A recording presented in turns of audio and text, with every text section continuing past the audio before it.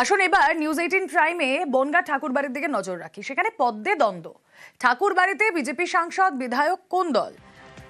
ঠাকুরবাড়িতে CA camp নিয়ে শান্তনু সুব্রত দ্বন্দ্ব। Matua card ও certificate দেওয়া নিয়ে কাজিয়া। তৃণমূল সাংসদ মমতা বালা ঠাকুরের সঙ্গে কথা। সুব্রতর দ্বন্দ্বের কারণ কি কি চলছে এই মুহূর্তে ঠাকুরবাড়িতে? প্রতিনিধি অনিরুদ্ধ রয়েছেন সঙ্গে। অনিরুদ্ধ,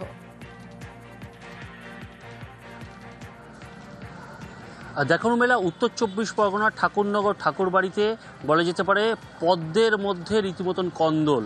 কারণ বনগাঁর সাংসদ শান্তনু ঠাকুর সাম্প্রতিক প্রায় 1 মাস ধরে সিএ ক্যাম্প করছিল তার বাড়ির সামনে, এবং সেই ক্যাম্পেরই পাল্টা ক্যাম্প করে বিজেপি বিধায়ক গাইঘাটার সুব্রত ঠাকুর। তিনিও আলাদাভাবে এই সিএ ক্যাম্প শুরু করে, যেখান থেকে মতুয়া কার্ড এবং যে সার্টিফিকেট দেওয়া হচ্ছে, অর্থাৎ ধর্মের যে সার্টিফিকেট, সেই সার্টিফিকেট দেওয়া হচ্ছে, তাই নিয়ে দুই ভাইয়ের মধ্যে রীতিমতন কাজিয়া। গতকাল শান্তনু ঠাকুর এই ঠাকুরনগর ঠাকুরবাড়িতে যে নাট মন্দির আছে, সেই নাট মন্দিরের মধ্যে ক্যাম্প শুরু করে। তার প্রতিবাদ জানায় সুব্রত ঠাকুর, এবং তা নিয়ে রীতিমতন দুই ভাইয়ের মধ্যে দ্বন্দ্ব তৈরি হয়। পরবর্তীতে সেখানে আসে ছবিরানী ঠাকুর, অর্থাৎ শান্তনু ঠাকুরের মা এসে শান্তনু ঠাকুরের সঙ্গে তর্কে জড়ায়। শান্তনু ঠাকুর মাকে অপমান করেছে তেমনই অভিযোগ, এবং পরবর্তীতে শান্তনু ঠাকুরের বিরুদ্ধে সোচ্চার হয়ে রীতিমতন ছবিরানী ঠাকুর তৃণমূল কংগ্রেসের এমপি মমতা ঠাকুরের দ্বারস্থ হয়, যে বড় ছেলে অর্থাৎ সুব্রত ঠাকুরের কোনো রকম অধিকার নেই কেন, তারই বিরুদ্ধে তারা সোচ্চার হয়েছে। সমান অধিকারের দাবিতে তারা রীতিমতন সোচ্চার হয়েছে, জানিয়ে কিন্তু ইতিমধ্যেই কটাক্ষ করেছে শান্তনু ঠাকুর। শান্তনু ঠাকুর পাল্টা অভিযোগ করছে যে যেখানে পারিবারিক সমস্যা পরিবারের মধ্যে না মিটিয়ে তৃণমূল কংগ্রেসের এমপির কাছে গিয়ে কথা বলছেন, তিনি টিকিট পেলেও বিজেপিতে থাকবেন না, তিনি তৃণমূল কংগ্রেসে যাবেন বলেই তিনি এই নাটক ফেঁদেছেন, এরকম কিন্তু অভিযোগ করছেন শান্তনু ঠাকুর।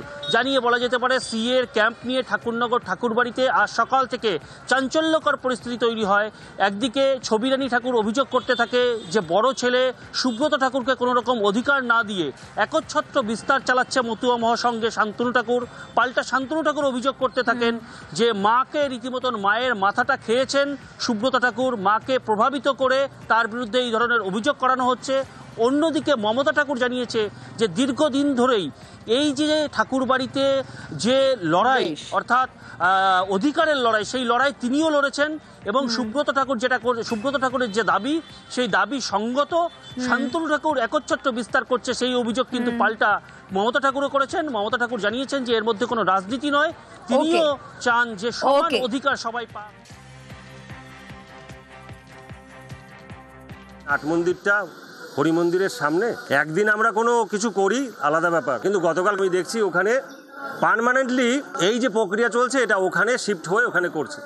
তখন আমি বললাম এই জিনিসটা কার পারমিশনে হলো, কিভাবে হলো, তোমরা এটা করো না, তোমরা ওঠো। কিন্তু এর মাঝখানে শান্তনু আমাকে বলছে আমি উড়ে এসে জুড়ে বসেছি, আমার কোনো অধিকার নেই মতুয়া আমার সঙ্গে, এবং আমাকে থ্রেট করে বলছে তোর টিকিট কে দেয় আমি দেখব। মাকে গালাগালি দিয়েছে, মাকে থ্রেট করেছে। কেন এরকম থ্রেট কালচার চলবে? আমি সমগ্র মতুয়া সমাজের কাছে এর বিচার চাইছি। আমি গৃহমন্ত্রীজির কাছ থেকে পারমিশন পেয়েছি, তো আমি সেই পারমিশন নিয়ে করছি। এটা নিয়ে কে বাইরের থেকে এসে আমার সাথে গন্ডগোল করবে না করবে সেটা নিয়ে আমি মিডিয়াতে আলোচনা করব না, কিন্তু আমি যে পারমিশন পেয়েছি সেই পারমিশন অনুসারে আমি কাজ করছি। এই আবেদন করার ক্ষেত্রে কি বাধা সৃষ্টি করছে? মমতা ঠাকুর, সুব্রত ঠাকুর মিলে, সবাই মিলে আমাকে গালাগাল করছে, যাচ্ছে তাইভাবে গালাগাল করছে। এর ব্যবস্থা আমি আইনগত দিক থেকে নেব। যেভাবে আমাকে গালাগালি করা হয়েছে, তাকে কেউ কিছু বারণ করেনি, তার পদের লোভ হয়েছে, তাই সেই মমতা ঠাকুরের সাথে বসে বিজেপির থেকে টিকিট পেয়ে উনি মন্ত্রিত্ব পাবেন টিএমসিতে গিয়ে, সেই ধান্দায় বসেছেন আর কি। আমি পার্টিকে সতর্ক করব এই সমস্ত লোক থেকে, একদম পরিষ্কার। নিজের দোষটা ঢাকার জন্য সে এখন তাকে রাজনীতি একটা তকমা লাগানোর জন্য সেখানে বলছে যে ওর এসে চলে যেতে পারে। এই ব্যাপারে নিয়ে কোনো কথা আমাদের সঙ্গে হয়নি। এটা ঠাকুরবাড়ির অধিকারের লড়াই, সেই অধিকারের লড়াই নেই। অধিকার হচ্ছে যে নাট মন্দিরটা ভক্তদের জায়গা দেবত্ব করে দিয়ে গেছে বড়মা বীণাপাণি ঠাকুর সম্পত্তি, ভক্তদের অধিকার, একটা ভক্ত ভগবানের মহামিলনের জায়গা। যার বাড়ি সেখানে বসে তার সংগঠন করুক, সেখানে বসে তার হিন্দু কার্ড দিক কি তার সেখানে মতুয়া কার্ড দিক, সেটা তাদের ব্যাপার, কিন্তু সেটা নাট মন্দির ইউজ করতে পারে না। সেটাকে নিয়ে যখন তার মা বলতে গেল, তাই তার মাকে অপমান করে তাকে সেখান থেকে তাড়িয়ে দেওয়া হলো। কাকদ্বীপের এই ছবিটা তো দেখলেন, এবার হাওড়ার ছবি দেখাবো। নয়াঞ্জলি, তার পাশে জমি, আর সেখানে যাতায়াতের রাস্তা নেই। তাই কি হয়েছে জানেন? বালি মাটি ফেলে নয়াঞ্জলি একেবারে ভরাট, আর এর জেরেই হাওড়ার জগৎবল্লভপুরে নিকাশি ব্যবস্থার একেবারে দফা রফা। জমা জলে দুর্ভোগের এক শেষ। স্থানীয় বিধায়কের নির্দেশে নয়াঞ্জলিকে আগের অবস্থায় ফেরানোর কাজও শুরু হয়েছে।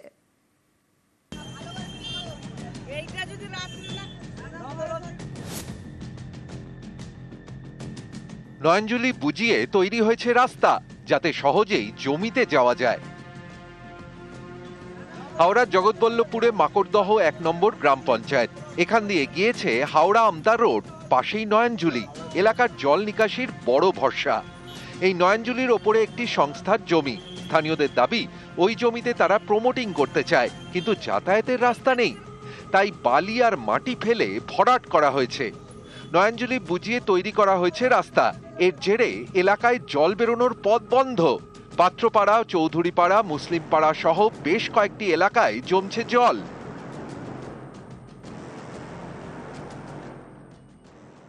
রাতারাতি এরকম হয়ে করে দিচ্ছে, আমরা জলে ভাসছি।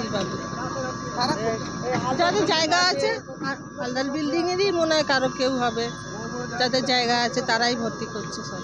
আমরা এখন চাইছি যেন জল না ঢোকে। খাল নয়াঞ্জলি সেইটা ভরাট করে দিয়ে একটা রাস্তা বানানো হয়েছে। এর ফলে পুরো মাকড়দা মুসলিম পাড়ার 210 নম্বর পার্ট, 211 নম্বর পার্ট জলমগ্ন হয়ে পড়েছে। প্রশাসনের কাছে দাবি করছি, কড়া হাতে ব্যবস্থা নিতে হবে। নয়াঞ্জলি ভরাট করা হয়েছে। অভিযোগ পেয়ে পদক্ষেপের নির্দেশ দেন জগৎবল্লভপুরের তৃণমূল বিধায়ক। এরপরই নয়াঞ্জলিকে আগের অবস্থায় ফেরানোর কাজ শুরু হয়। আমি প্রধানকে বললাম, জেসিবি নিয়েছে, মাটিটা দিয়ে দাও, আইসিকে ইনফর্ম করলাম, ভিডিওকে বললাম, ওই জন্য মাটিটাকে তোলা হচ্ছে। আমরা এই পুরো নয়াঞ্জলিটা কাটাবো, যাতে আর এই যে মুসলিম পাড়া থেকে, এই চৌধুরী পাড়া থেকে, এই যে 5-6টা বুথে যে জলটা জমে, সেই জলটা জমা আমরা যদি কোনো মাঝখানে অবস্ট্রাকশন হয় সেটাকে ভেঙে দিয়ে আমরা জল নিকাশি ব্যবস্থাটাকে। হাওড়া থেকে ক্যামেরায় রাজু ভুইয়ার সঙ্গে দেবাশিস চক্রবর্তী, নিউজ 18 বাংলা।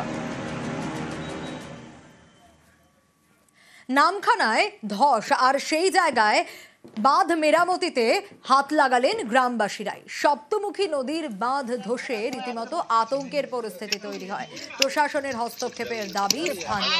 নামখানার নারায়ণপুর গ্রামে নদী বাঁধে ধস, সেই ছবি দেখাচ্ছি আপনাদের। আর বাঁধ মেরামতিতে গ্রামবাসীরাই হাত লাগালেন। বর্তমানে পরিস্থিতির উপরে পুরোটাই নষ্ট হয়ে গেছে, নষ্ট হয়ে জল ঝাঁপাচ্ছে।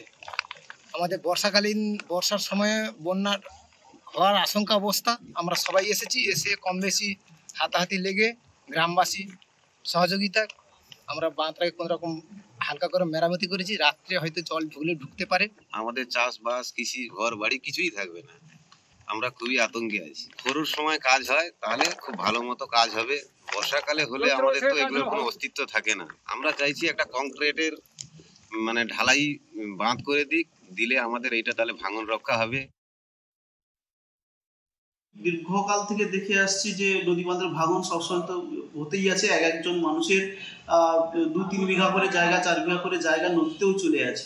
বিধায়ক থেকে শুরু করে সবাইকে আমরা বলছি এবং অ্যাপ্লিকেশনও দিচ্ছি যাতে নদী বাঁধে একটা পাকাপোক্ত জায়গা তৈরি হোক। ওনারাও আমাদেরকে ভরসা দিয়েছেন যে এই মরশুমটা আপাতত কেটে যাক, ওখানে একটা কংক্রিটও আমরা চিন্তা ভাবনা করছি এবং পরবর্তীতে কংক্রিটের একটা পাকাপোক্ত একটা জায়গা তৈরি হবে।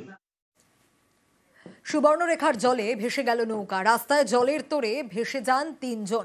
বৃষ্টিতে প্লাবিত গোটা এলাকা। আর বৃষ্টিতে যখন প্লাবিত দীঘা সংলগ্ন উড়িষ্যার ভোমরা জলবন্দী রাস্তা, নৌকোয় পেরোনোর সময় বিপত্তি। গাছের উপর উঠে কোনো মতে প্রাণ রক্ষা।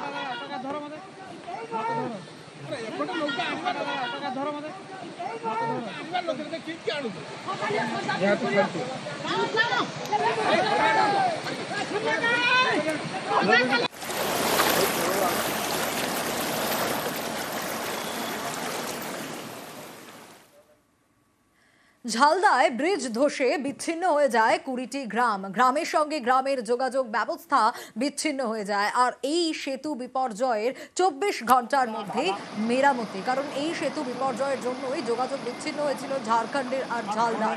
খবর পেয়ে ঘটনাস্থলে বিধায়ক সুশান্ত মাহাতো পারাপার করতে অস্থায়ী রাস্তা তৈরির কাজ শুরু।